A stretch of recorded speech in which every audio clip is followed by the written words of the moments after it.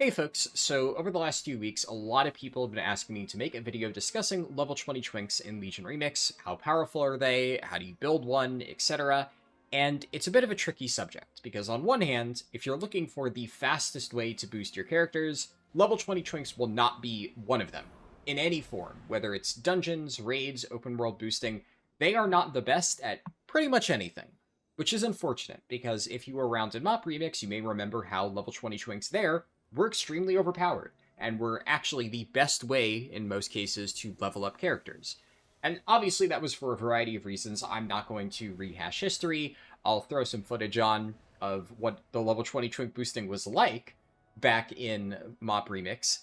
The main thing there is there were no limited sources of power. You were able to get basically everything on a level 20, and because of the way that scaling works, you were able to hit the cap for secondary stats extremely early on. But not only is that not the case here, in Legion Remix, everything is very heavily limited. So I can only get gear up to item level 79, which has this amount of stats. You can either have 9% of one stat or 4% of two different stats. So depending on your spec, you may want to change it around. I've just gone with flat stat for everything because, spoiler alert, it doesn't really matter. And then you're able to get jewelry up to still level 79, but with all of the ideal traits. And really, for level 20s, it's exactly the same meta as it is on level 80s, where you run Terror from Below, and then Volatile Magics. Fell Touched is a little bit weird, where it's almost always a good option to run two of these traits at level 80. I find that this one tends to underperform at level 20, just because you're doing less overall damage. So the Fell Burst, unless you're on extremely high target AoE, tends to just do less than Volatile Magics, but I don't know, it's a little bit tricky, hard to say which one's best. The only one that I know for sure you run two of is Terror from Below. That's just kind of a no-brainer. And lastly, for weapons, you're able to get up to 95 item level normally. There were some bugs, or maybe exploits you could call them, early on that allowed you to get well beyond this. From what I have heard, most people who did that had their artifact rolled back. I have heard some claims of people still having an artifact slightly above this, like a little past 100 item level. I have no way to verify that. All I know is that on newly created characters now, 95 is the highest that you can get. But also, spoiler alert, it doesn't even really matter. If you were able to get your artifact up to obscene levels, then it starts to become very broken. People were one-shotting everything when that bug was briefly in place. But a difference of like 10, 20 item levels isn't going to meaningfully change anything, though obviously if you do have a bugged character, it will be slightly faster. But that's not really super relevant. And honestly, everything that I just described is pretty much the extent of the power that you can gain on one of these characters. You can obviously fill out the tree, so I can get all the way over here and unlock Fellspiked, but you'll notice Limits Unbound is limited to level 80s. You cannot stack this up. So even though I actually have a pretty ridiculous amount of infinite power on a level 20, I can't do anything with this. This is a purely cosmetic number. The moment I've unlocked every single one of these traits, that's it. And just in case it wasn't obvious, the meta for artifact traits is basically exactly the same on level 20s as it is on level 80s. The Fell Tree is just kind of best for everything. There are some disclaimers to that, but that's like more spec-specific stuff, and I'll discuss that later in the video. Also, while the Fell Tree is obviously a good general use thing, I will at least note that since a lot of the power is concentrated in Fellspike, if you are just starting out on a level 20 and trying to farm infinite power, because it probably will take you a while to get here, especially if you don't have a lot of infinite knowledge banked up, then I actually wouldn't go with Fell. I'd go with probably Storm or the Aerodisc if you really want to. Something that does more upfront damage, because the actual passive ticking damage is like, it's kind of whatever. It's not really that impactful. Everything that I've just described, getting enough infinite power for all of the unlocks, getting all of this gear up to item level 79, and optionally getting the single stat stuff, it really doesn't matter that much, but if you want to, getting all the right jewelry, getting your item level and stuff, that may seem like a decent amount, but it takes, I don't know, like 3 hours of playtime. If you really want to invest time into it, it's not that much. It's very easy to get one of these characters set up. The problem is that this is the limit of your power. You can't get anything else. This is as high as it goes. I will at least quickly acknowledge secondary stats get speed to 49%, and that's the cap. I can throw on some additional speed pieces here, so I've just put on bracers that have speed, and my speed didn't go up. This is just the cap. There are ways to increase your overall movement speed beyond this. This is just the speed increase from the tertiary stat on different pieces of gear, but this is the limit on both level 20 and level 80. That's the only one that really matters. You're basically unkillable once you get enough gear anyway, so Avoidance and Leech at this level does not matter at all. Just get your speed to 49% and you're good to go. So all that to say, the upside to this, easy to set up. The downside is the ceiling is extremely low.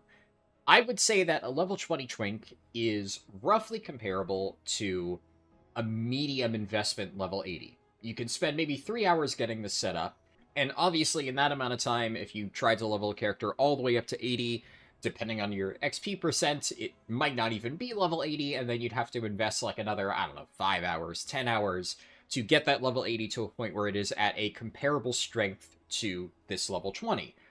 But beyond that, the level 80 will keep getting stronger and stronger and stronger, and this character will hit a ceiling.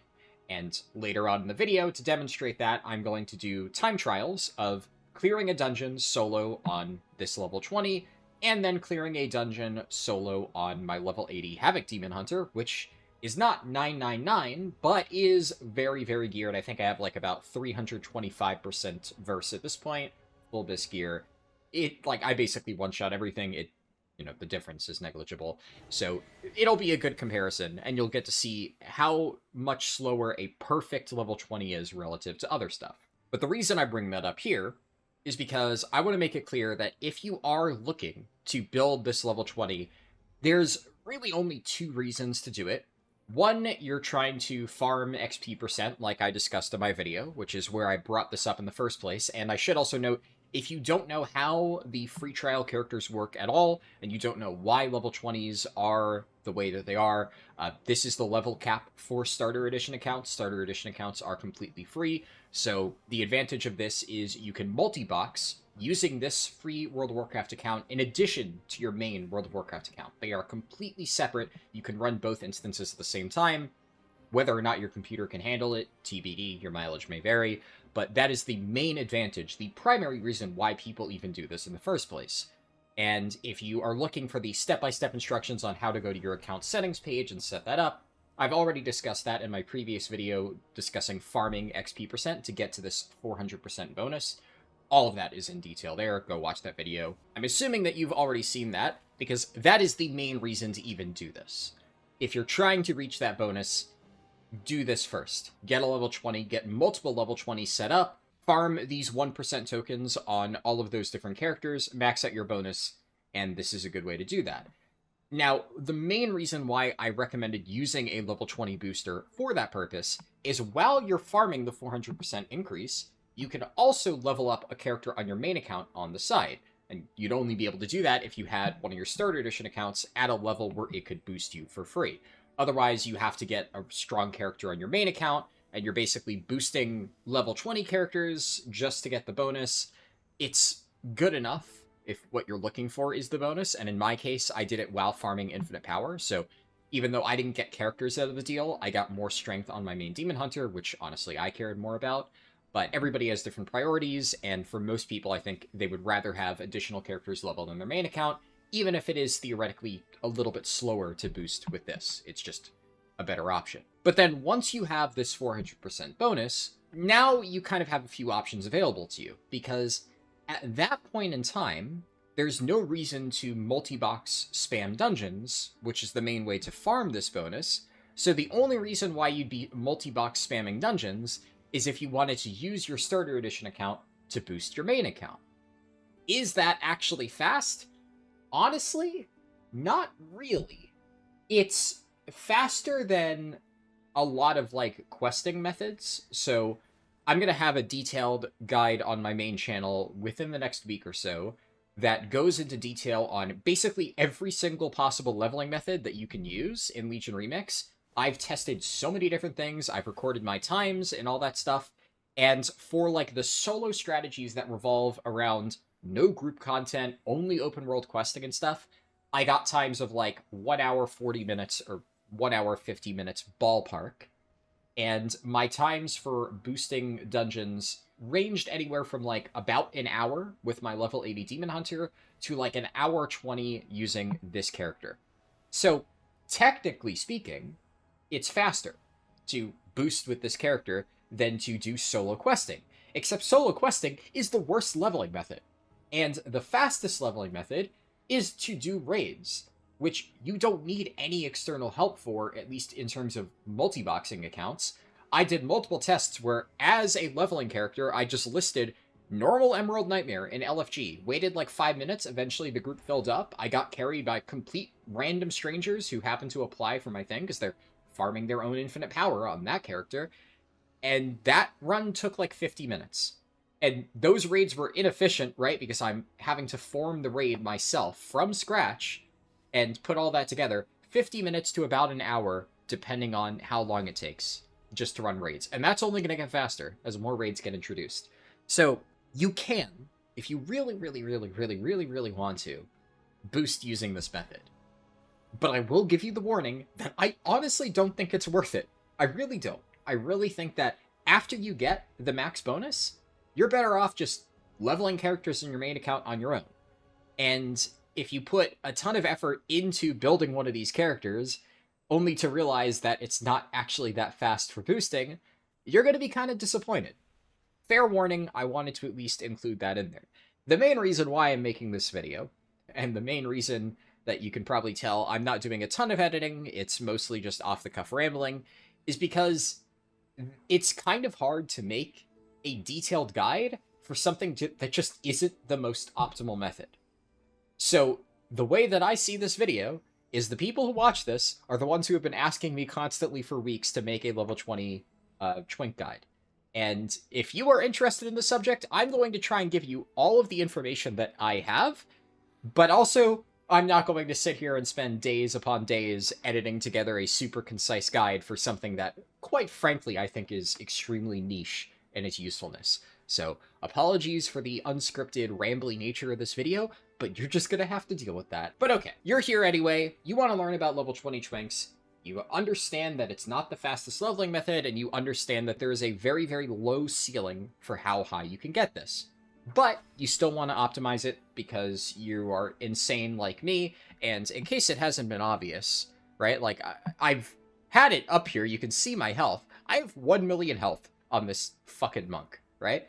And I've gotten a ridiculous amount of infinite power, 58,000 stamina at level 20, so I've clearly invested a lot of time into this character. Now, why the hell would I do that if I'm sitting here telling you that this is a waste of your time and you shouldn't do this? That is the general rule of thumb. It's, for like 99% of people, it's not going to be worth it. But what can you do to make it, maybe, potentially, in a niche situation, worth it? Well, let's go over some ground rules. Now, first, thing that everybody asks, what classes are best? I'm sure that you can figure out what class/spec is best because it's the one that I'm playing right now.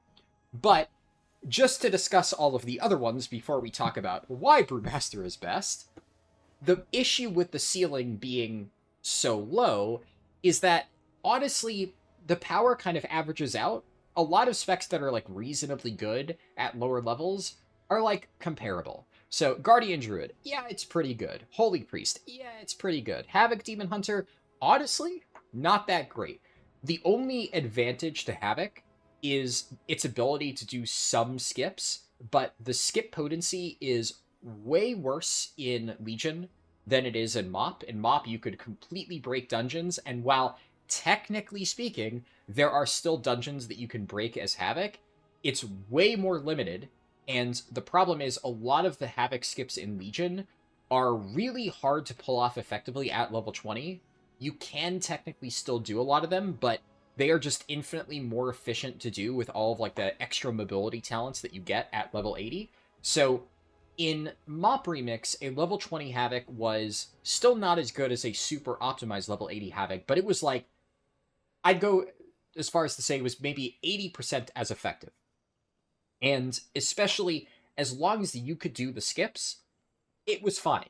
For reference, in the super duper fast sub 30 run that I did in Mop Remix, one of the teams that we had was a dungeon boosting team. Our team consisted of a level 20 Havoc Demon Hunter, a level 20 Brewmaster, and a level 80 Havoc Demon Hunter. And the level 80 did more damage and obviously moved faster, but we still were able to do a lot of the strats, well, all of the strats for the purposes of that run, with the help of that level 20, because we would just assign him the boss to kill that required less damage. So maybe if we need to kill 2 bosses at the same time, one of them takes like an extra 10 seconds of running to reach. We assign the level 80 to that one, and he takes care of it, and then maybe the level 20 takes like 5 more seconds to kill the boss, but it's fine, and he's able to do the skip just fine.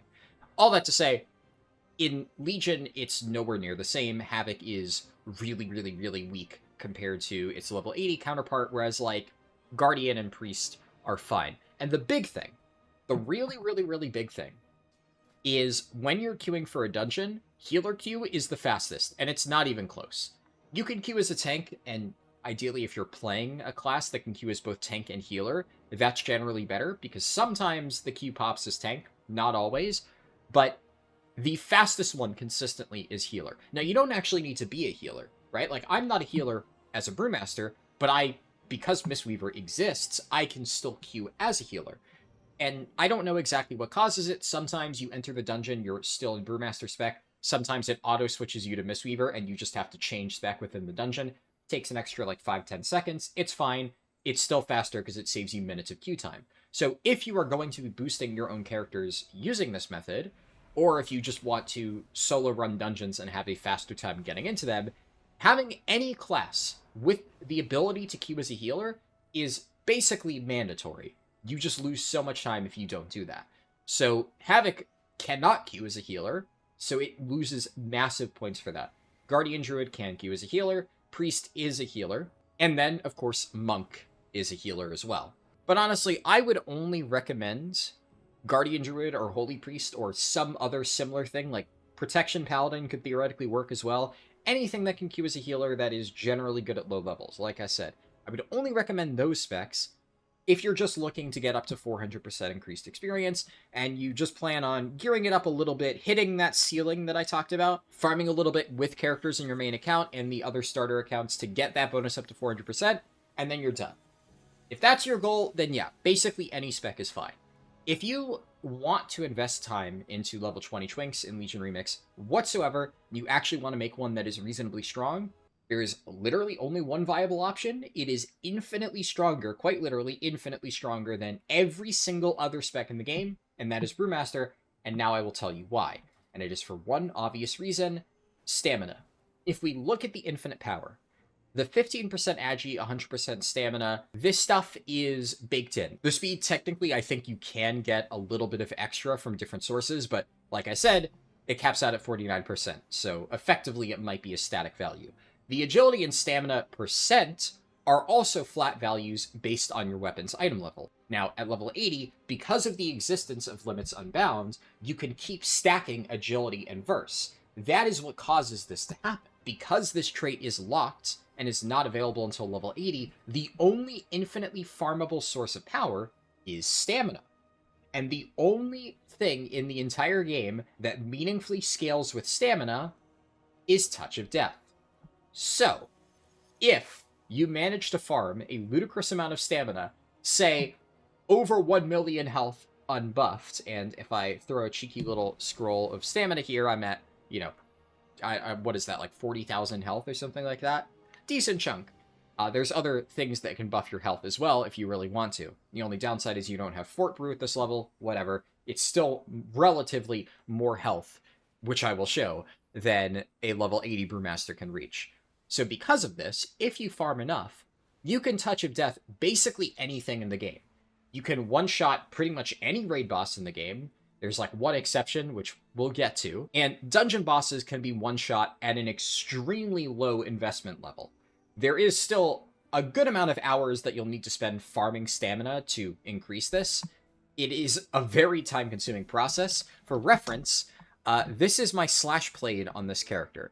And other than like the 30 minutes or so I've been sitting here yapping, and the time I've spent pausing my recording and sitting here waiting for my dog to stop barking at the person cutting the grass and disrupting the audio, all that time aside, pretty much every single hour that I'm logged into this character, I've been trying to farm stamina. So you can see it takes some time. Now, I haven't been doing all of the most efficient farms necessarily, especially because sometimes when I use this character, it's just whatever I happen to be doing on my main characters, whether I'm leveling a character on one of my accounts, or I'm trying to farm infinite power on my Demon Hunter, and some of those sources you can't get, I'll just drag my level 20 along with me.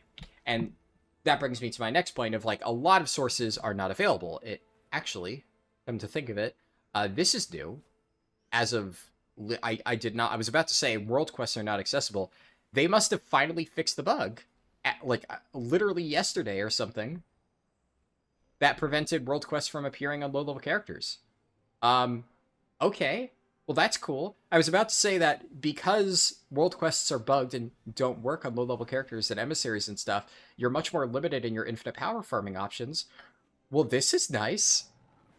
Cool. Well, you're going to get to see my live reaction. I guess, honestly, right now, I'm going to go just kill the world boss and see if I actually do get fragmented mementos.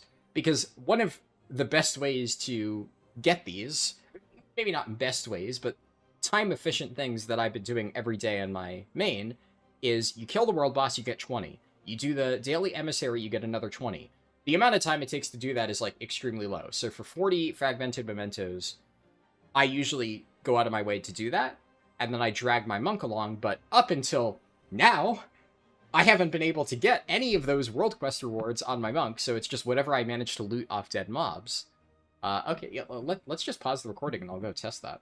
There's just one small problem. Level 20s cannot access the LFG tool. You can't do anything here. Free trial accounts cannot use this feature, which means that normally you won't be able to get into groups to do the world boss. This is also a problem later on for normal Emerald Nightmare, which, fast forwarding a little bit, is the only raid outside of LFR that level 20s are able to access. So you either solo the raid or you're unable to join a group. But if I invite my Demon Hunter, my main, to a group over here, and then drag it over to this server that I'm on, then I can now pass lead to my Demon Hunter, and my Demon Hunter can find a group. So, unfortunately, this is the only real way that you're actually able to get into any groups on your level 20. You have to make them yourself, which is kind of annoying, but is what it is. Alright, so I've gone ahead and I've started fighting the world boss because, I can't find anybody. And we're going to see how much damage I'm able to reasonably do to it on my level 20. And I know for a fact that I won't be able to do a whole lot. And then eventually I'm going to give up and we're going to switch over to my Demon Hunter, and I'll show you just how much faster I'm able to shred these bosses on a very geared level 80.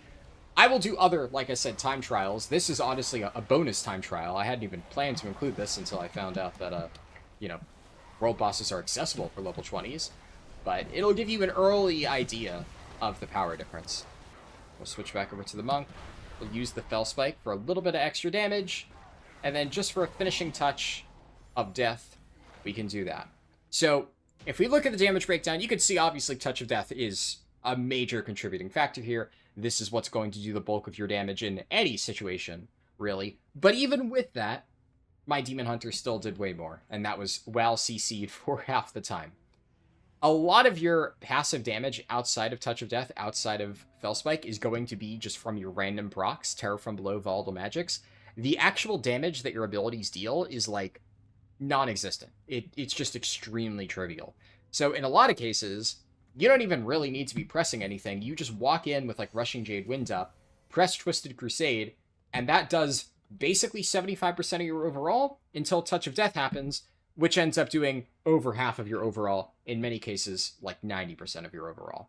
So that's Brewmaster Monk in Legion Remix. That's, like, literally all you do, and eventually, once you get enough health, you just walk up to them and instantly kill them. I just couldn't do that in this case in the world boss. Now, as usual, the completion credit here is still bugged, and I'm not able to get this unless I switch servers, which my Demon Hunter is unfortunately bugged and not phasing, it seems. Oh, I see. It's because my Demon Hunter still has the group listed. So, if I leave the group of my Demon Hunter, and then I invite my monk, and then switch back over, now I get completion credit, but you can see that still doesn't reward anything special. It does give me credit towards the emissary, and I guess I'll have to test now, really quick, whether the emissary counts, because I've never done that before, so I have no idea. That's brand new. But I did not get fragmented mementos. Meanwhile, my Demon Hunter did. But here you go, I switched the capture over to my DH. You can see I got 20 fragmented mementos. That is not available to level 20s. So yet another thing that Blizzard is doing to keep the power level of these characters down. It's also unfortunate because you can get a ton of fragmented mementos from killing rare mobs. So if you just fly across the world, just do a path, kill every rare, each one gives about like 3 to 4 fragmented mementos. Also not available to level 20s. They can't get it from that. The only thing that I've seen that is able to give fragmented mementos on level 20s is raid bosses. So the 85 that I have here, this is from a combination of normal Emerald Nightmare and LFR, which, although LFR normally doesn't have very good infinite power gains, it's actually basically mandatory if you're trying to farm infinite power on a level 20, because it's one of the only sources, and it should go without saying that doing normal Emerald Nightmare every single day is one of the best ways to increase your infinite power. I've been religiously doing that. I've stopped even doing mythic lockouts just because I don't have time, but I still make sure every single day do normal EN, because that is where a big chunk of your power comes from. As another fuck you to level 20 Twinks, by the way, you can't get Paragon boxes. So these things here. Okay. Never mind. They also fixed this. All right.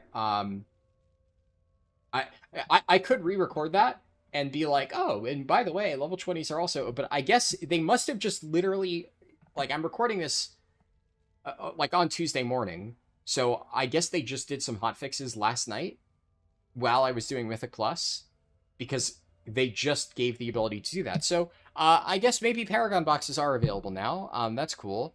That previously wasn't something that you could get. It's kind of not even that big of a deal, because the Paragon boxes only give like a small amount of infinite power. It's something, so I'll take what I can get here, but it is a relatively trivial amount. I thought it was weird before that even though it was trivial, level 20s couldn't access it, but apparently they can now, so thank you, Blizzard, I guess. That's cool. Sure, well, we'll take it.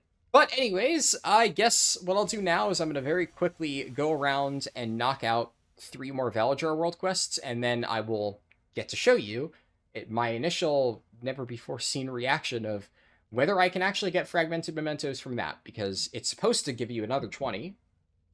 Whether or not it does for level 20s, TBD. We're going to find out in like 5 minutes. All right, moment of truth. I've gotten my emissary completed, and it doesn't seem, yeah, no fragmented mementos. Even if I open the chest, yeah, no, that doesn't contain anything. Well, that's a bummer. Yeah, like, on one hand, the fact that you can get emissaries and world quests at all is good. Better than what I was gonna say before, which is this isn't available, but you can even see here, like, the actual stuff that I get from this is pretty trivial. And a big thing to notice, so I think I skimmed past this. Obviously, I have a lot of infinite power on this character, but like I said, the main thing that scales you as a Brewmaster Monk is stamina. And you'll notice that this memento that I got just gives me infinite power. In order to get stamina, you need specific mementos that are green or higher that give you infinite power and stamina. So the stamina increase is not equivalent to infinite power, which also leads to a lot of weird situations where, outside of the obvious of getting these from raids is going to be your biggest bang for buck, getting high infinite power like from the traditional farms isn't necessarily your best bet. A lot of times, you're actually better off farming some random things like, you know, herbs or ore, and I'll discuss some spots later on, because those give guaranteed green mementos, so you are guaranteed to get stamina, even if the overall infinite power gain isn't as high. So, little bit of a weird situation there. And see here, I'm getting some decent stuff from all of this. I'll even throw this helmet, because I don't know if I have a leech one saved. But either way, you can see, like, it's pretty easy to get gear. I'm getting a lot of epics. The hardest part is going to be getting those trinkets and rings, but that'll only take a bit of grinding. But yeah, I don't know. For infinite power, this is pretty mediocre. I guess it's interesting that it works. You got to see my live reaction, but yeah, kind of the same deal here. It's not going to be worth it to do these world quests. This is not really a great source of infinite power. Also, you can see here, scrapping, while it does give sometimes an echo, and rarely it'll be a stamina one, most of the time it's just a white item, and you actually don't get anything from it. But, you know, as you can see here, every now and then you get rewarded, so at least scrap all your gear. It's not the worst thing ever. Now, towards the end of the video, I will touch back upon this and showcase some of my preferred spots for open world farming, either mob grinding or the profession stuff. Like I said, that was the original plan. Honestly, we kind of got sidetracked here. What I would like to do now is showcase to you the power of Touch of Death and how it can be used effectively, and why it is so strong to use a level 20 Brewmaster. Alright, so just my luck. In this section of the video, originally I was going to talk about rare mobs and how on level 20s you can't actually get fragmented mementos, these things here, which give you a ton of stamina, and you're supposed to get 1 to 3 every time you kill a rare mob. Now that's working correctly for level 80s, but up until, well, now, it hasn't been. And in that section of the video, I showed the loot and how, yeah, rares kind of aren't really that great for farming. Well, days after finishing recording all the footage for this video, I believe that a stealth hotfix just went in that made them drop fragmented mementos. Now, I don't really know exactly how this change works, because what you'll see here, there's a good chance I don't get anything. Alright, yeah, so I don't get any loot. I also tried recording this one more time before. I didn't get any fragmented mementos there, but I'm gonna cut to like another rare mob kill, and you'll see that it does drop. It's just way rarer than it is for level 80s. Someone's already killing this one, so I'll join in real quick. And, I mean, we get decent infinite power, decent stamina, but again, nothing. Probably the unicorn rare. Anything from these guys? Nope. Still nothing. Alright, I've killed just about every single rare mob in Azuna. I didn't get any fragmented memento. Oh my god, thankfully. There we go. Oh, it finally dropped! I have video evidence that it exists. There you go. It exists. I looted one. Now, I really don't know how this works. What I can say is that in the 30 minutes that it took me to just now in this recording kill rare mobs and finally get one to drop, I did see that Blizzard put out Legion Remix hotfixes. This is not mentioned in there. But the fact that literally an hour ago, I saw my first drop from a rare mob, and I went, hold on, wait a second. This was not happening literally like 10 hours ago when I was testing this before. They must have just changed this, because I have not gotten a single one of these from a rare mob my entire time playing this character, and now I finally see it, and now here, we have it. It's happened again. I can confirm a second one. So, whatever they did in these changes, they must have buffed rares. Also, this is a little bit anecdotal. I only have about an hour of sample size, but it seems like the general amount of mementos dropping from rares has been increased. My hypothesis, although I have absolutely no way to prove this other than this doesn't seem to have been happening before, is they stealth buffed rare mob drops and maybe other open world drops to compensate for like the Centinax farm. So instead of nerfing Centinax, they're buffing other infinite power sources. Maybe. Which, if that's the case, that's awesome. And level 20s actually benefit massively from this, because as I've either discussed already or I'm about to discuss in this video, the fragmented mementos are by far the best source of stamina. The problem is, aside from killing the rare mobs, there has been no consistent way to farm these other than LFR and normal raids, which is why doing those was so important. But now, even if the chance is really low, you can farm these. You can get more of them per day. And it's like still decent infinite power and stamina. Obviously, the IP doesn't matter for level 20s, but the stamina does. So you're not getting absolutely nothing. You're getting an okay amount of stamina, but then a chance at building towards this 100 stack. Now, unfortunately, the drop chance does seem to still be really low.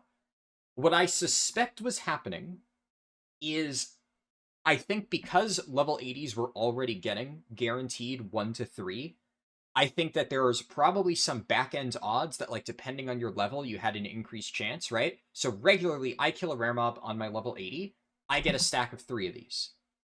I think the lower level you are, the lower the chance is that you get multiple, and presumably, if you're level 20, the chance is so low that you would never even see one. So I think they've boosted the odds of rare mob drops across the board to where it hit a breakpoint where now level 20s are able to sometimes, rarely, get a single fragmented memento, which may not seem like a lot, but it's better than nothing, which is what we were getting before. And all I will say is that if you wait until the segment that I put at the very end of the video, there is a trick that I will discuss, and I was very vague in that trick because it is by far the most broken infinite power farm for level 20s that I found. And all I'm going to say is that this change has actually kicked it into hyperdrive. It's taken it from the best level 20 farm by far to, oh my god, this is actually kind of broken, and it's now a legitimately broken infinite power farm for level 80s as well. It's very good. So keep an eye out for that. Watch until the end of the video. I know that this might seem like, baiting and stuff. I'm telling you, this is actually insane, and I want to make sure. If you watch the entire way through, you deserve this spot, but you're going to have to work a little bit for it. Oh, and just to confirm, even though there were some hotfixes that changed how rare mobs work, I have, at the time of posting this video, a few hours before, retested this, and you can see here I still don't get any fragmented mementos from turning in emissaries, so that's a bit of a bummer. Alright, so I also decided to test world bosses once again, just, to be thorough. Right, and you can see here, did not get my supposed 20 fragmented mementos, even though I can get it on my level 80 still. So, I don't know, the changes are weird that they've made, because although they did seem to buff rare mobs across the board, these changes were very clearly not targeted at level 20s, because there's still a bunch of things that level 20s can't do that are supposed to be normal rewards, like world bosses and emissaries. So not really sure what's up with that. I think it might just be the case where they buffed the flat rare mob drops, and it's just a complete coincidence that level 20s benefit. And you know what? I'll take what I can get. But I did want to at least showcase here real quick that yes, the things I mentioned earlier in this video, other than rares, are still unfortunately not working for level 20s, but at least one of our options has been significantly buffed. Alright, so we're going to go run through Emerald Nightmare to demonstrate how fast I can clear it. Now, one thing is, I'm actually going to be using the illustrious Nerf This Please, the character that I used for the speedrun that I'm getting a lot of hate for. And I'm going to enter a little bit early, because as you can see, I killed Nythendra this morning. I woke up, like, 30 minutes after reset, killed the first boss, and then remembered, oh crap, I needed to do the recording today. And I'm finally getting around to it now. So I need to enter on this character first so that I can get a fresh lockout, and then we will have one that I can run through on my monk. Alright, I'm in the instance. I don't want to go and get all my other stuff set up for, my usual timer, so I'm actually just going to in-game type /timer. If you don't know this was a thing, now you know. There's a tiny little stopwatch here. So before I start moving, I'll do that. I'm going to get all my buffs rolling because, why not? May as well get every little advantage I can, even though I can already tell you right now, it's not going to matter that much. I think those are all the ones that I can actually get an increase from. So we'll go ahead and we'll start the timer here. And I'm not going to showcase the entire thing. What I'll do is I'll show you up until Nythendra dies, and then I'll probably cut in all of the different boss kills, and we'll exclude the random trash clearing from all this. But you can notice that killing random mobs can take quite a while, the only way that you can reasonably kill these is by using Spike and just relying on that to do the bulk of your damage and like random procs. Your AoE damage as a Brewmaster Monk, and this applies to dungeons too, as we'll see later on, is really, really, really, really bad still, compared to what a level 80 will be able to do this in. So I'm going to lose a lot of time here, just because these mobs take forever to kill, and you need to kill them in order to unlock Nithendra. Yeah, alright. And now, get some roleplay, Nithendra appears. Any second now. Alright. Good morning, Nithendra. Good night, Nithendra. Oh, I was about to say, wait, I killed her too fast, I didn't get loot. It's because, like I said, I already looted Nithendra this morning. Okay. But normally you would get loot, it's just I already did that earlier. And for this trash, I'm just going to run all the way past it, because, as we've already seen, if I actually try to fight it, it's going to take me forever. So the solution is to just not engage with it. But I will fast forward to whenever we get to the next boss fight.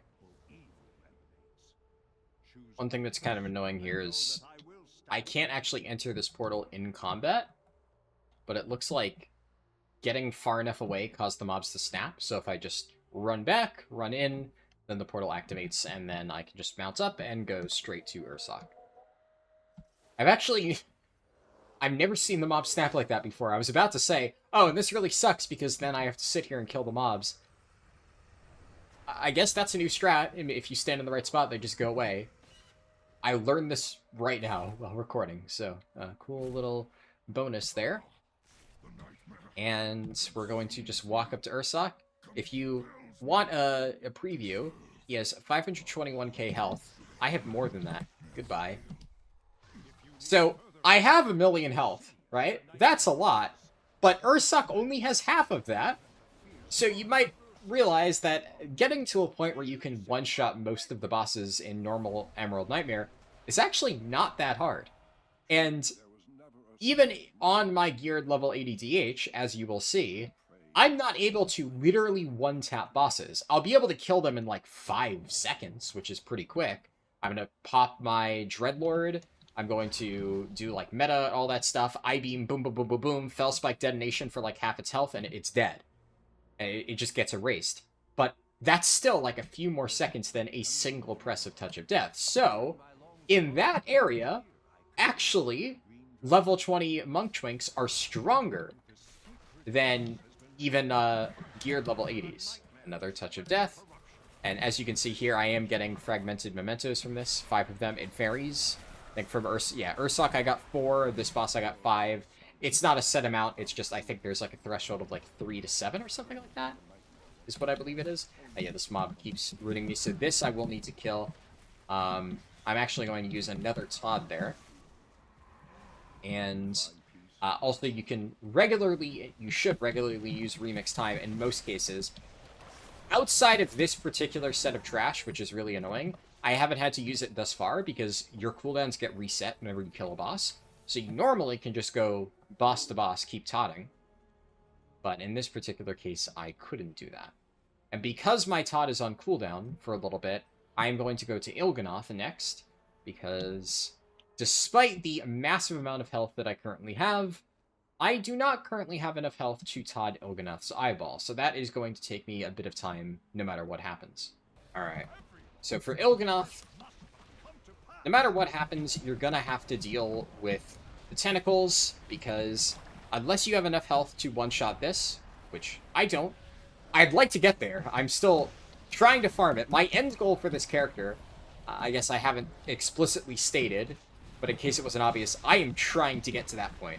I'm trying to reach a stage where I can one-shot the eyeball, because, I mean, that would be hilarious. But despite all of the farming that I've done, we're still not there yet. So, yeah, I have to do this the old-fashioned way, and we'll chip down the eyeball with the Ikers. And even then, like, without the Fell Spike damage, having to kill these, you're just reliant on procs. Okay, if I had Touch of Death up now, I would actually be able to one-shot it.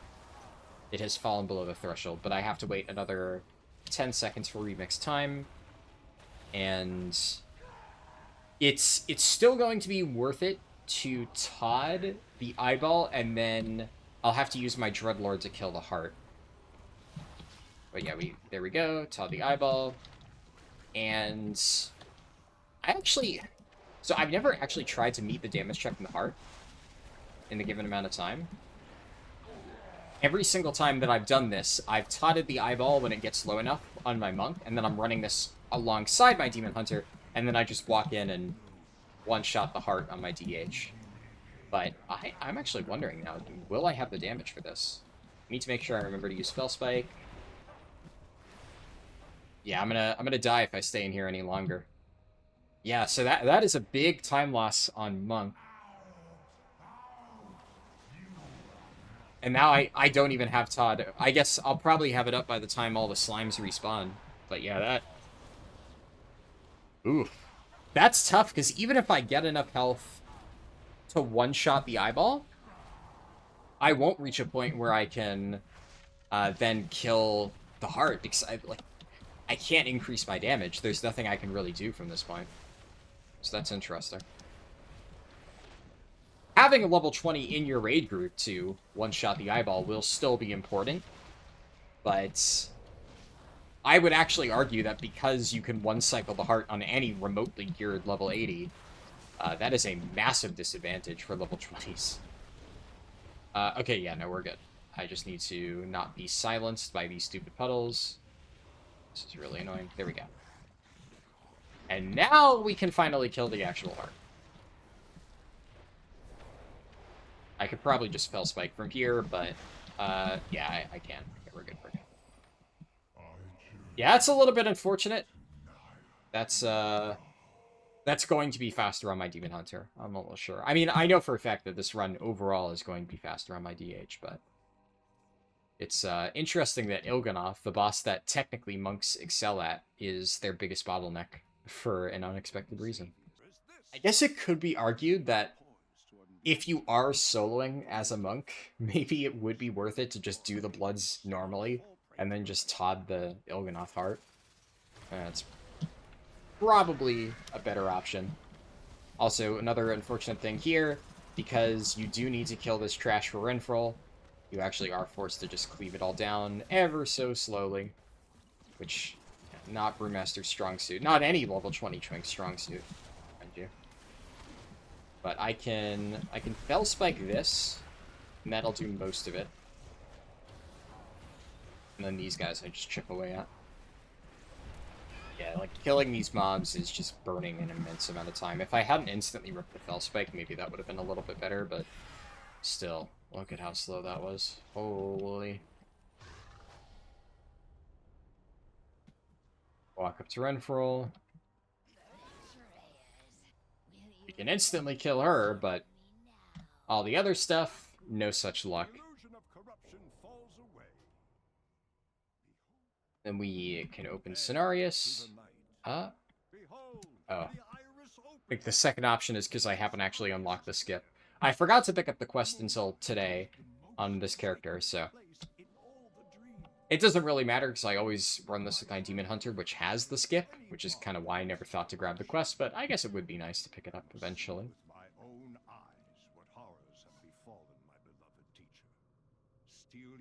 Alright, Cenarius has 510k. We can one-shot him. The only problem is, in order to get my loot, I need to kill these mobs, which may not seem like a big deal, but the problem with level 20s and starter accounts in general is the mailbox is actually completely inaccessible. So, one thing that you'll notice a lot of people do in especially normal raids is they'll try and split up and kill multiple bosses at the same time. That actually severely fucks over level 20s, which is why I almost always have been doing these runs just solo. Because if you do that, and you're, like, out of range of a boss when it dies, you may get, like, kill credit for it, for, you know, leveling up and stuff like that. But as far as the infinite power gains are concerned, you will actually miss out on that if people fuck it up. So that can feel really, really, really bad. Which also means I need to make sure that I loot that Cenarius chest, even though I lose a little bit of time doing that, because while I am trying to record a, you know, a good time, This is ultimately, as a demonstration, and I still want to get my infinite power. I want to get my stamina, man. I need to hit, what's the threshold that I need for one-shotting the Il'gynoth eyeball? 1.8 million. I have 800k left to go. Fucking crazy. And then, of course, here with, these mobs, you gotta do it all over again. Fill a bunch of waves of trash to spawn Xavius, which is going to take time. Okay, we've killed all the trash, and now Xavius goes bye-bye. Boom! Yeah, that's the easy part. I guess time stops there, so that, what was that, like, I guess 1650, give or take. And now, I need to very quickly leave the instance, and we're going to see how long it takes my Demon Hunter to do it, because the servers go down in 20 minutes, so I would like to get this recorded ASAP. Alright, time for my Demon Hunter's Emerald Nightmare. Unfortunately, my OBS has decided to shit itself at the most inopportune time, so you can see here I've had to switch to display capture, which means you get to see me actively switching between both accounts. I'm going to get my other Demon Hunter over here, then we're going to go back to my main Demon Hunter, because the whole Nighthendra thing that I mentioned before, that happened on both accounts, because I normally run through them at the same time. Alright, so we will get into position here. I will start the timer. And very first thing you'll notice, I'll kind of do the same general editing style. I'll skip around a little bit. But killing these blobs is way faster on a level 80. My Demon Hunter is able to just shred this. And just for reference, 740 ideal traits, same exact traits, I should add. And I think, yeah, I gave an estimate earlier, 334 versatility. That's how much I have on this character. So, pretty good. And you can see, I'm not able to one-shot it. That should be enough for Fell Spike. Oh, not quite Fell Spike range. And then, yeah, Nighthendra, like I said, I already looted. But that's still pretty quick. What did I say, 5 seconds? I think that was about 5 seconds. But then the trash, much faster.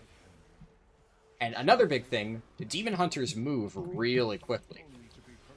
So even though I can still skip all the trash, I don't actually need to fight it, I'm able to get past the trash much faster. I also think... Okay, I am running the correct talents, yeah. I was messing around with an out-of-bounds build that requires the use of very specific Havoc Demon Hunter talents earlier, but I did remember to switch off that build beforehand. I won't give any spoiler warnings about what that is, but there's some very cool potential with some Havoc Demon Hunter shenanigans that you will eventually find out about in like a month or so when I do another super-duper fast, like, world record Legion Remix speedrun. But I will not share those secrets today. That is for you to find out eventually. Oh, this time I'm still in combat, and it just lets me take the portal. Alright, easy peasy. And we can see server shut down in 15 minutes. So, I am quite literally racing against the clock here. And that's not just the in-game timer that I'm trying to beat. I'm trying to get this done before the server shut off in my face. Alright. We can see Ursoc here. How quickly can I kill him? Dreadlord.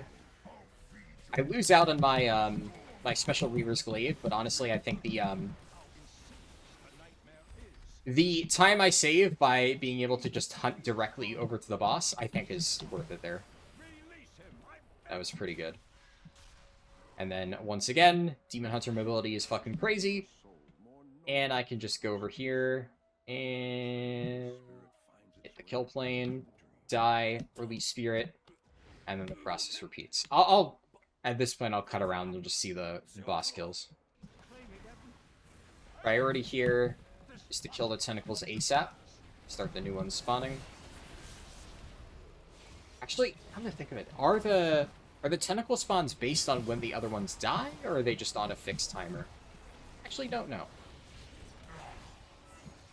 Also, I've had a few people ask me if, like, geared level 80s can just kill the eyeball. No. It's a 99% reduced damage taken debuff. That is actually very strong, and you can't really get through that. Like, I can chip away at it a little bit, and in theory, if an entire raid of people is whacking the eyeball constantly, you might be able to chip it down enough to the point where you can skip, like, one ooze, maybe, But in the vast majority of cases, it doesn't even matter. You just got to do the mechanics. Unless you have a level 20 Touch of Death. Alright, I think this is enough. Yep. Down goes the eyeball. And then this thing should melt. Yeah, the heart gets fucking shredded. On any remotely geared character, that thing dies. I really wonder if it would be possible to one-cycle it on Monk. I feel like maybe it would be possible, but it would be tough, man. I really think that there's not a lot I could do unless I got insanely lucky procs and barely managed to kill it and like hard committed to where I go down to like the last second and it dies or I die. Realistically speaking, I think my best bet would just be to do the eyeball normally and then instantly Todd the heart. So you could probably save like an entire minute or two doing that over my Monk's time. But again, still a lot slower. Xavius Trash is just so much faster. And it is tied to when you kill it, so if you are able to kill them really quickly, you save a ton of time here. Where's Xavius? Oh, he's behind me. I'm gonna just fight him out here. Fuck it. Save a little bit of time. Does this? Yeah, it doesn't reduce my damage dealt, so... Oh, didn't kill him? Motherfucker. Okay, I messed that up a little bit, but yeah, so not under 10 minutes, but still significantly faster than my Monk. And like, I think Monk can do this in like under 15 minutes. If you don't mess up Il'gynoth, if you shorten some of the trash, but that is still notably faster. And keep in mind, what we just saw, this is the basically strongest situation possible for any of those characters. You're not going to get better than this. So it's basically the same thing as normal raids, but I did want to at least showcase LFR, what it looks like. Just get Xavius over here. And, oh, I just realized I forgot to switch to the Fell Spike thing, but whatever. I don't have enough health to Todd Xavius specifically at this point. I can Todd every other boss. But even then, you just chip away at him a little bit. And then the moment he gets into Todd range, any second now, boop, and he's done. And you get some okay stuff from this. Yeah, you just get like the cash from actually doing LFR, but if I loot him, I got 4 fragmented mementos, which honestly, not that bad, all things considered, since we're getting roughly 7 to 8 from normal. Some of the earlier bosses, I think, give less. Generally, the final boss gives more, so I think you're getting, like, 2 on average for the earlier LFR bosses. But because of the thing that I described earlier, where raw infinite power doesn't actually matter that much, it's way more important to get these fragmented mementos. Because what happens is if I use one of these things, boom, 2,750 stamina, on top of whatever amount of infinite power I get. I'm at currently 35 infinite knowledge. I'm 1 away, still working on Insurrection. But that is a lot of infinite power that does absolutely nothing. The main reason you're getting this is for that big chunk of 2,000 stamina, which is a lot. It takes me maybe like 2 hours of farming, give or take, probably more. I think like 2 to 3 hours to actually get about that much through other methods that I'll showcase later in this video. But the daily raids, LFR, to get these tokens and stuff, all of that combined takes like 1 hour, and you get about like 2/3 the way to like a stack of 100 of these. So I would say that this is by far the best like time efficient method to increase your stamina. If you don't want to grind this a lot, just make sure you're doing your LFR and your normal Emerald Nightmare every single day, and that's going to give you the most bang for your buck. You also do get some like flat amounts. I got here, I believe this is 25 stamina off the boss. This will vary. Sometimes you get a legendary, a lot of times you get an epic, depends. Legendary, I believe, is 100 stamina. But overall, this is definitely the best method, even if it's, you know, maybe a little bit annoying to have to sit there and wait for the LFR queue. But The nice thing is, you can see I'm a healer. That's one of the other advantages. Even for getting into raids, healer queue always goes the fastest, and sometimes there's also a bonus for healers. Not up right now, but every now and then you'll get a second box, which, I mean, it gives you a tiny bit of extra stamina sometimes. In this case, it was a white one, so I didn't get any actual benefit from that, but every now and then it's a green, and then you get whatever that is, I think 2 stamina, and it all adds up. Just as a bonus demonstration, Ursoc literally 100-0 so fast it doesn't even register as the fight starting. And that's what I'm pretty sure every single other LFR boss is like, except for, obviously, LFR Il'gynoth, which has the same exact issues as normal Il'gynoth. The eye has a lot of health, and I am still very far away from being able to top that. But all the other bosses, just walk through here, walk up, boop, and then move on to the next one. So overall, it's like 5 minutes to fully clear one of these things. I got how many fragmented mementos from that? 3. So yeah, again, it's worth doing this, even if LFR is kind of annoying. Was that actually a one-shot WTF in chat? Yeah, you know, it's kind of fun to do LFR just because people lose their fucking minds. It's you do that, so it's my favorite part about this. All right, so now, as promised, I'm going to do the dungeon time trial, which for a lot of people is kind of what matters because realistically, I don't think most of you are actively speedrunning normal Emerald Nightmare, even though that technically is the best possible scenario for level 20. The real place to use all of these is in dungeons. So on the topic of dungeons, if we look here, you can see that there's a call to arms for both tank and healer right now, which, if anything, should indicate how really low the dungeon population is. I think it's long enough now in the event that people have realized that nobody actually has a reason to do these. Outside of the daily cash, they're just really not that profitable. So what you're seeing is most people don't even bother. Also goes to show earlier that if you want to get into a group, you better be playing one of these roles, because I can guarantee you that a DPS-only queue would probably take 30 minutes. There's nobody running these at this point. And in order to simulate this, I'm not going to use that queue, because I want to make sure I isolate it, and I only showcase the amount of time it takes for me on this character, and then eventually my Demon Hunter to clear these dungeons. And also, if you look at the breakdown of when dungeons become available, really the only ones you're going to be running are Blacker Cold, Ivashara, Halls, and Nelths. There are a potential to get these other 3 dungeons, DHT, Ma, and Vault of the Wardens, on normal, if you're running that for some reason at level 20, but generally speaking, you have no reason to do that. If you're leveling up characters, heroic dungeons give roughly double the experience of normal dungeons. It's not 1-to-1 because I think some sources aren't double. The also completion bonus is around the same for both. If we look here, actually it doesn't show the experience value, but take my word for it. I checked the numbers. It's about the same. Now, one thing that a lot of people early on, I think, were excited about is Blizzard said that the one-time daily completion for these dungeons gave a big chunk of experience, and they massively overstated that. The flat XP value given by random dungeon completion is really, really bad in Legion Remix. It is much lower than it is relatively in retail, and they gave a 3 times modifier to that. Actually, it's not 3 times, it's like 2.5 times modifier for your first completion of the day for both normal and heroic.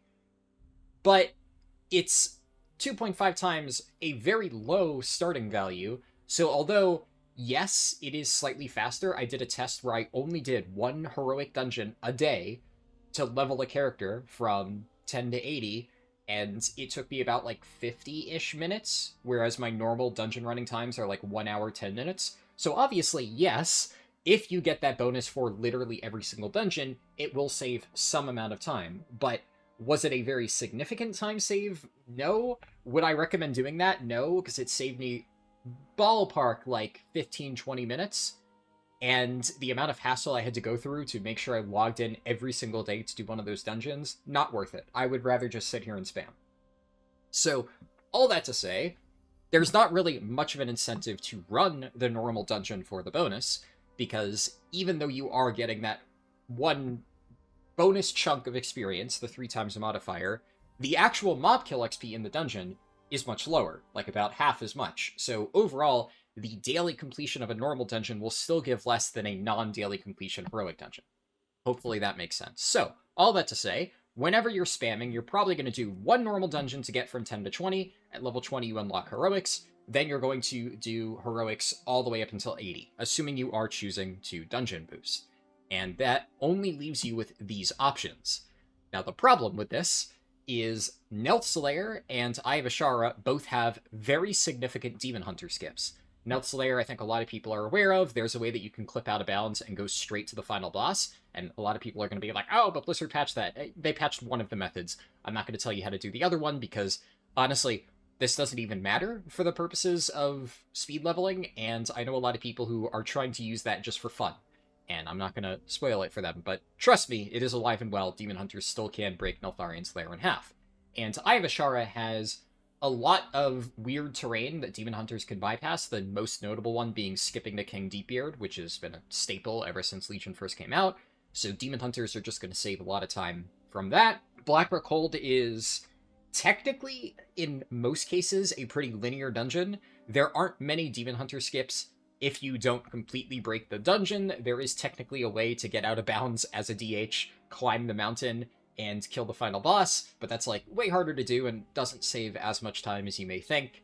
But technically it is still a dungeon that Demon Hunters can break, so that leaves us with Halls of Valor. Now here's the thing about Halls of Valor. Demon Hunters can still break this dungeon. There is a strategy that involves getting to the final boss that saves like a minute or so that will require you to use a Demon Hunter skip, but that one, again, is a lot more niche, and it also involves skipping about half the dungeon. It doesn't even save that much time, so I would say, out of all of the available dungeons, the reason I'm demonstrating in Halls of Valor is because it is probably the closest completion time in terms of a monk and a Demon Hunter. Ballpark.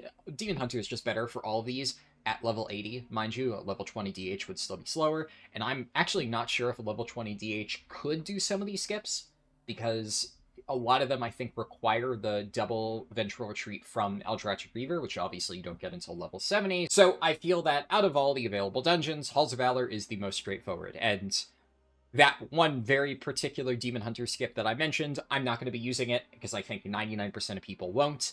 Whereas in the case of Neltslayer and Eye of Ashara, those skips are much more commonplace, and I regularly use them whenever I'm running those dungeons on my Demon Hunter, so I think it would be a little bit unfair to compare those two. But with that covered, we are going to start with my monk, obviously, because that's what I'm on. I'm going to start mounted. It doesn't really matter. The only thing that really matters for the purpose of this comparison is that there is a comparable baseline between my monk and DH. So as long as I do the exact same start, which I guess starting on this little pixel here on my mount, then that's all that really matters. And I guess I can use my scrolls too. Why not? All right. Got my little stopwatch over here. I'll start that, and away we go. Now, again, when it comes to running things on a level 20, you're going to have a very, very hard time killing trash. It's going to be a massive pain in the ass. So I'm just not even going to bother. I'm just going to run straight to Heimdall, and we're just going to Touch of Death him and move on. So, Touch of Death, and then we continue. Now, one of the slight problems with doing that is, in this particular dungeon, Heimdall, drops a chest, so you can't actually loot his body. And if you're trying to get the rewards, then you need to loot the chest, but you can't loot the chest while in combat. So a Demon Hunter would be able to just immediately kill any of the mobs surrounding him, and then everybody who's being carried would be able to loot their stuff if they want to. That is not the case here. So we're going to run up this way, and I think this will be a good opportunity to show this. You also notice I'm not running the Fell Tree. Earlier in the video, I talked about how there are some niche situations where there's a different tree that is useful, and that is the Nature Tree. The reason why the Nature Tree is useful is because of the CDR it provides. So, in this particular case, I actually do need to kill these two mini-bosses to summon Herja, so I will need to do some AoE damage, which is why I didn't immediately rip the CDR. But when you're running raids, you're able to just Touch of Death every single boss no matter what, because cooldowns reset after a raid boss dies. So I can Touch of Death Ursoc, then I can run to dragons, I can Touch of Death dragons, I can run away. That doesn't happen in dungeons. You'll notice my Touch of Death still has 30 seconds here. So I can't just kill Perja. I need to wait 25 more seconds. And generally speaking, if you don't run the nature thing, then you can only do a Touch of Death on a boss like every other boss kill. So one of them you can instantly kill, and the next one you have to slowly chip away at like this. What I'm going to do is, by running the nature thing for... I'll show it when I'm running to the next boss. But we already have Touch of Death back up, so I can just get rid of her. And now we're just going to put on auto run. So in case you're unfamiliar, this Dreamweaving passive, which you get by using the nature thing, causes your abilities to recharge 100% faster for 12 seconds. So even though this does less personal damage than running the Fell Tree, it's going to save you more time over the course of a dungeon on average, because you're able to actually Touch of Death every boss, or close to every boss. And what I'm going to aim to do is use my Call of the Forest to kill a bunch of mobs, and that's going to give me some CDR and Touch of Death, and then while both Call of the Forest and Touch of Death are on cooldown, I'm going to use my Remix Time ability to get both of them back up sooner, which will mean I can use Call of the Forest again to reduce Touch of Death, and it's just kind of an infinite cycle, right? All of this stuff feeds into each other. That's why this works. So we have to defeat the first version of Fenrir here. So I'm going to do Call of the Forest, and then the moment I use it, you press Remix Time. And that cuts like 30 seconds off the cooldown, and I'm still probably not going to have it back up for Fenrir, but it'll be a lot closer. Mount up here. In most situations, you're going to move faster while mounted, especially as a level 20 monk. There are a lot of situations as a level 80 DH where just your running speed is faster. And here we can see my Touch of Death just barely came up in time, so we can do that. And I'm going to actually use Call of the Forest here, just because it just came up. All these mobs are here. I actually don't want to mount up here, because one of the rare situations where mounting up is slower is specifically with the speed buff in Halls of Valor, but that's more of a dungeon-specific thing. But that gives me a little bit of CDR, and there's a lot of trash to kill before God King Skovald, so I can be reasonably sure that I will have Touch of Death for Skovald. And although I'm probably not going to have it for Odin, Odin's also a very weird case where he has a lot of health and you have to get him to like 80%. So oftentimes, unless you are extremely overgeared, you're not going to be taunting Odin anyways. So that's kind of fine. I've also just realized that I am running this on normal difficulty, which, again, is fine, because the purpose is not to show exactly how fast it is on Heroic. Obviously, killing trash mobs is going to be slower if it's on Heroic, but I'm just going to do my Demon Hunter's test run, also on Heroic, and the point is more so to show how fast this is compared to if you were to use a level 80 character. And you can see, even on normal, I'm not able to instantly kill these mobs. So really, if anything, running this on Heroic would probably make my monk look extra worse, because it would take me maybe twice as long to kill trash mobs like this, whereas my Demon Hunter is just going to one-shot everything anyway. So these are, like, ideal, perfect conditions for a level 20 monk, and you'll get to see how severe the time difference is even still. Alright, we got the trash down. So now it's just a case of killing 2 more bosses, which in a vacuum would be good, but unfortunately 2 bosses back-to-back is actually kind of bad for Brewmaster, because it doesn't give you time to get your Touch of Death off cooldown. Aegis or die! Alright, I mean, so this is one of those interesting cases where there's no situation where I'm going to Todd Odin. I could, for the record. My monk is so overgeared that I have enough health, but you can see the difference of that guy has, like, what, 150k? Odin has 477k. You're only meant to do about, like, a quarter-ish of his health. And if I did Remix Time and all this stuff here, Touch of Death still wouldn't be off cooldown. So I just gotta do the actual damage and beat him down with whatever I have. Alright, and we'll just open with that, and then I'm going to get all my stuff on cooldown, and then I'm going to use my nature thing, because that's going to give me CDR on my actual rotational abilities. And then once I have all of these used, like so, then we pop Remix Time, just so I can get back Keg Smash, Blackout Kick, etc. Even a fully channeled Remix Time, I'm pretty sure I wouldn't get Call of Nature back up in time. so it doesn't really matter. Who knows? Maybe I would have. But I'm pretty sure that my procs are just going to do the rest of this fight, because I only need to get them 10% lower, and then we'll be all done here. Honestly, I did expect this to do a little bit more damage. I'm pretty sure it's 80%, and yeah, 80%. Alright, not too bad. I think that 923, give or take, so... I don't know. It's tough, because, like, obviously Halls of Valor is by far the slowest dungeon. But, man, that is a very bad time. That's not a good time at all.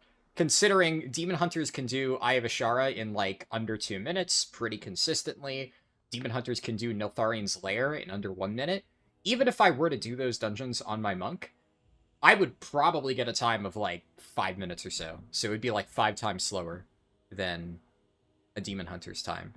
But I haven't actually done a time trial specifically for this, because, like, basically nobody does 100% speedruns of Halls of Valor, because this dungeon sucks, so we'll get to actually put it to the test of, in just a regular old, whole W dungeon run, how much slower is Monk compared to DH. Alright, so we're on my Demon Hunter now.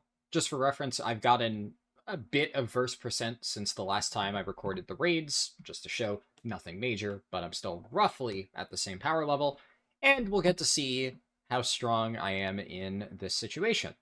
And I'm starting mounted, but I'm just going to immediately dismount. Demon Hunters just move faster than mount speed when you have, like, full mastery and all that stuff. So we're going to go ahead and start the timer here. And one important thing that I also want to bring up for the purposes of doing these runs on, like, a geared Demon Hunter is I'm able to very easily kill all these mobs while just holding W. I mentioned earlier that for stuff like the High Melt chest, that's important. But the other thing that is actually very important to consider if you are trying to level up a character, I'll give myself a little handicap. I'll stop and loot the Heimdall chest because I'm very greedy and I want my infinite power. Mob kill XP is a big chunk of your overall leveling experience in Legion Remix because of Heroic World Tier, which obviously does apply to dungeons. So if you're just bypassing half the trash, then you're missing out on all of that experience that could be going towards the character that you're trying to boost. So even in this inefficient method that I already said is a lot slower than some of the other stuff I've tested, you're actually not only getting faster times with higher level characters, but you're also killing more enemies to get more XP to level those characters up faster. Now, I'm not going to exactly measure that for the purposes of this test, because it's really hard to quantify that exactly, because then how do you define the cutoff of, oh, well, I took a 5-second detour to go and kill this pack of mobs, and technically speaking, I could have been even faster, but as I just said, this is technically a better option if you're trying to level characters. I could go into the weeds on that and try to, like, break down exactly what is worth doing and not. What you're seeing here is I'm going to take those detours. I'm going to include it in the final time, just because whenever I am actually running dungeons to try and level one of my characters, which is rare at this point, but whenever I do it, this is the way that I'm usually moving. I take a slight detour, kill all these mobs. Oh, that mob's dead because of a random proc. Okay. And yeah, it loses me a second here or there, but I know overall that will be more efficient for leveling. But even doing that, as you're going to see, I will completely demolish my monk in terms of the time cleared for this dungeon. I wait on Fenrir's RP. I'm taking a small detour just to kill extra mobs, because why not, right? Just hunt and boop. And it's dead. And normally you'd want to avoid pulling mobs on the way out, but since I'm going to get the speed buff, I'm going to intentionally run through more mobs, just because I know that if I were leveling a character, this would end up giving me more experience. And it takes no real extra time if you're just able to walk through the mobs, and I'm bad. Oh my god, I got stuck in that rock forever. But if I can just hold W and kill things passively as I move through them, because high-level characters can do that with enough infinite power, then you may as well, right? Just do that. Boop. That was, what, like 1 second detour? Pack of mobs dead. Easy. Can't really do that on Monk. Can't really do that on any level 20. It's really not a Monk thing. Monks, to reiterate, are still the fastest option for level 20 dungeon boosting, just because you can one-shot bosses. So one of the biggest time sinks is completely erased. and they're still this much slower when it comes to standard dungeon boosting. We're already at the final boss in under 5 minutes, under 4 minutes even, but now we have to wait for I am God King Scovold and all that fucking roleplay, so it's probably going to be a little over 5 minutes, but whatever. But yield the Aegis by choice, then they will surrender it in death. Fucked up the timing there a little bit. Oh well. Good enough. And there we go. 5 minutes 30. I can stop the timer there, but you get the idea. So yeah, that's like, I think it was, what, 4 minutes faster than my monk's time? Which already is a very significant difference. But there aren't really that many crazy Demon Hunter skips here. If I did the Demon Hunter skip, I could have maybe saved like 2 minutes or something like that. The problem is you can't skip any of the long Scovold RP, which is one of the biggest time sinks here. So it's not that good. It's not like the Neltharion one where you just get to the final boss and move on. But I don't know. It just goes to show that not only are dungeons just really not fast at all, because no matter what happens, if you hit a 5-minute dungeon, even with a super stacked character, that's still really bad. So when spamming dungeons to level up, you kind of need to hope that you're hitting the really fast ones. You just need to hope that you're hitting Maw of Souls, Eye of Ashara, Neltharion's Lair, Darkheart Thicket even has some skips that can save time.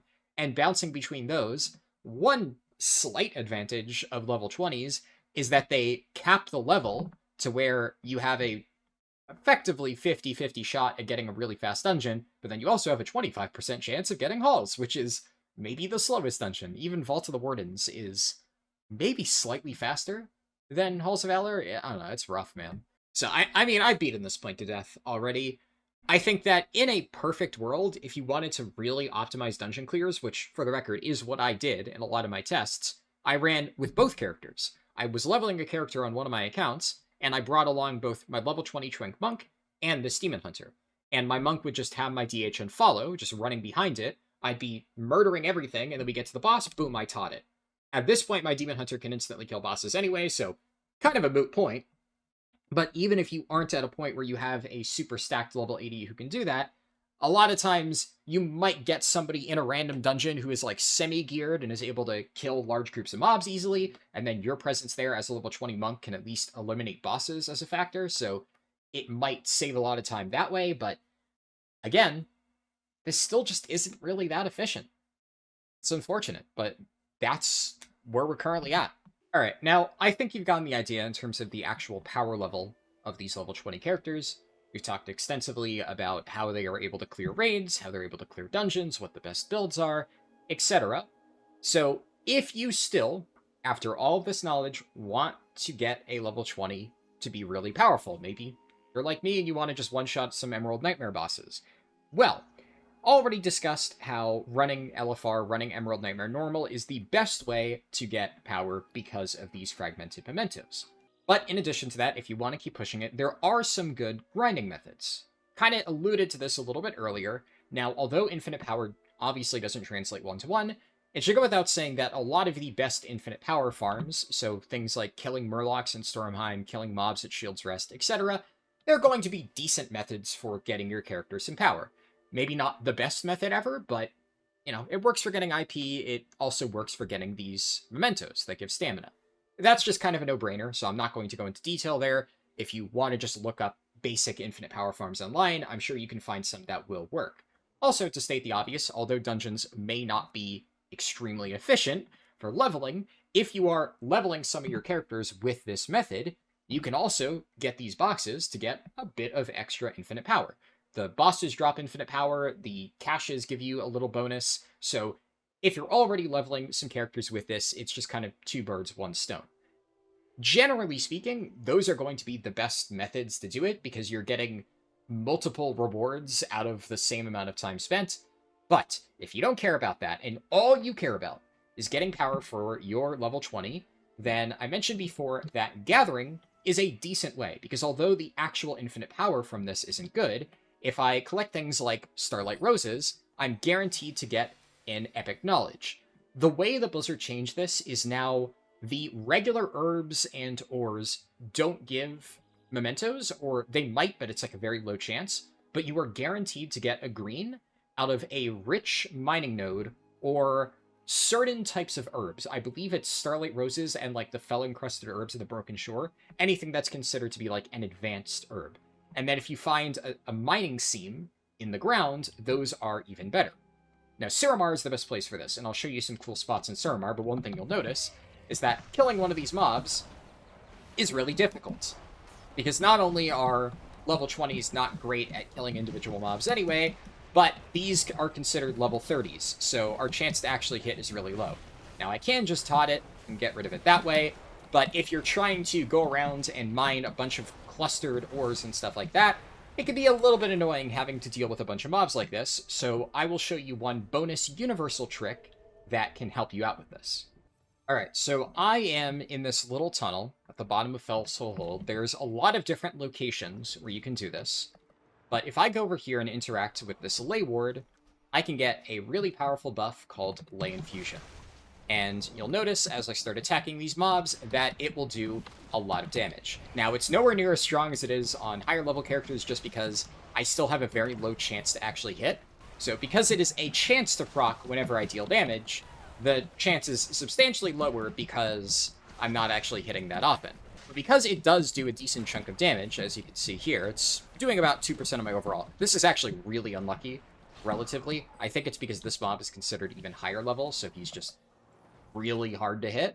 But normally it'll do a lot more, it'll make it a lot easier to clear out packs of mobs, and this just makes farming basically anything in Suramar substantially easier, where it would take a significantly longer amount of time if I were to just do it the old-fashioned way without the buff.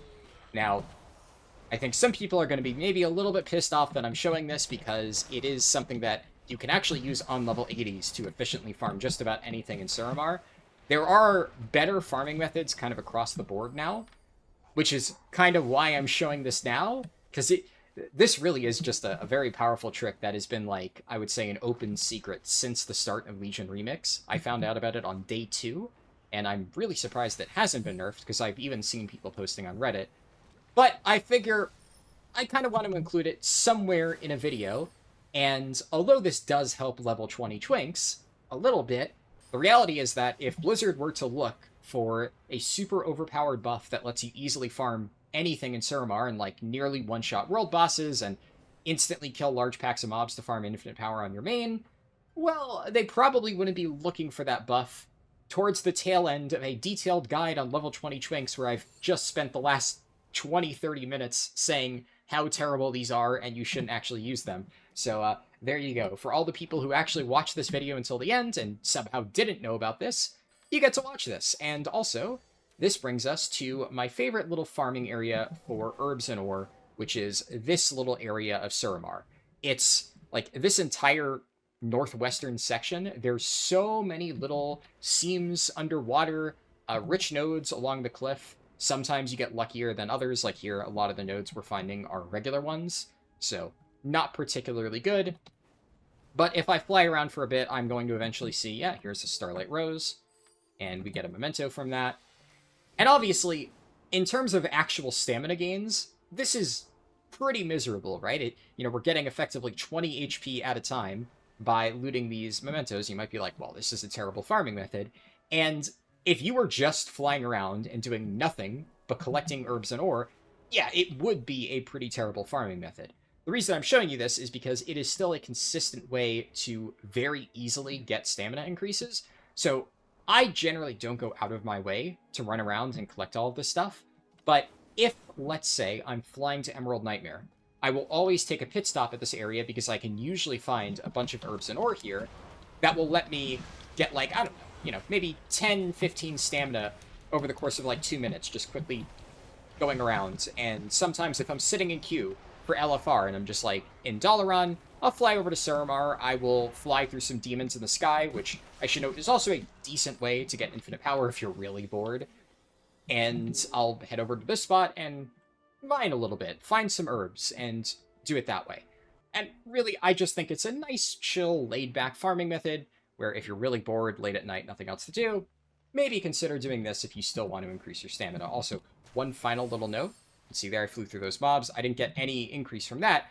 These big glowing things are guaranteed to give a green memento.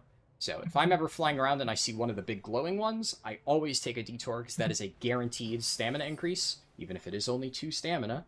And the other ones have a very small chance to give you a memento, but usually they just give you bronze. Alright, and as a final special treat for all of you guys who watched until the end of the video, I'm going to showcase an absurdly broken infinite power strategy that I have been using on my level 20, but also on my level 80. But I'm not actually going to show you the exact strategy because this is so overpowered that if Blizzard knew exactly how it worked, they would probably nerf it immediately, even if it is buried in this video. But I'm going to hopefully give you enough context information to where somebody who actually plays this game would be able to figure it out with a little bit of legwork, given the information that I've told you. And because Blizzard doesn't actually play their own game, they're never actually going to figure this out. And I would encourage you, if you do figure it out and you really want to know, did I figure it out, like message me on Discord, don't write a comment. If you expose the strategy in the comments, I will just delete it because I want to keep this a decent secret for now. But I'll show you all the core components. So first, we're going to go into our artifact trait. We're going to switch to the fell tree. Technically speaking, you don't need to actually be the fell tree. As long as you have this power, I am my scars, and some of these proc effects, it could work. So you could be any tree with the I am my scars trait from your ring. If I ran, which one is it? Jeweled Signet of Elandris has that. And ideally, you want to have as much Terror from Below procs as possible. And with any bonus ones, you can go with Volatile Magics, and you would ideally want to have 1 touch of Malice, but that isn't mandatory. Having 1 I am my scars is. And I'll show you why. So you'll notice I'm standing in front of this rare mob. I'm just going to stand here. We're going to wait a few seconds. My hands are not on my keyboard. I'm not doing anything. I'm sitting here completely AFK. Imagine for a moment that I went to go make some coffee, and while I'm making coffee, I'm feeling a little bit hungry. Why don't I go, put a pizza in the oven or something like that and wait for a little bit. And then I'll come back, let's say 2 minutes later, and see what my monk has been up to while I'm gone. And it looks like, while I've been sitting here, completely AFK, my monk has managed to kill 2 rare mobs. Now, in this particular case, these mobs, they don't really give a whole lot. The main loot is off this dude, Warbringer Moxna. And he has a decent amount of health for a rare mob, so we're just going to go ahead and we're going to touch death him. You can see he does give some infinite power. Not a lot. Again, this mob is not the thing that you should be farming. But this mob is very useful in explaining an important component of the mobs you should be farming. And would you look at that? Warbringer Moxna is back up. And because this guy patrols, he immediately runs into me, starts attacking me, and because I have I am my scars, this applies a dot onto all of the mobs that are attacking me. And this dot will then trigger all of my other effects. Primarily Terror from Below. This one fires off a lot. But eventually it'll also fire off a lot of my other abilities. You can see Volatile Magics kicks in there. And now those 2 rare mobs are dead. And if I wanted to... By the way, if I'm not fully AFK, I can also just look over, do that, Fell Spike, kill the mobs, and then tab back over to whatever it is I was doing. So, I just want to show this, because again, Warbringer Moxna is not the mob that you should be farming. But, in theory, if you were to find a spot with relatively fast spawning mobs that dropped pretty good infinite power, that always ran directly over to you and attacked you and died very quickly to your I am my scars proccing other stuff, if you found a spot where all of those things are checked off, it could be, hypothetically, a very, very, very powerful, fully AFK infinite power farm. And, hypothetically, you could maybe farm a few 100,000 infinite power an hour while basically not even playing the game.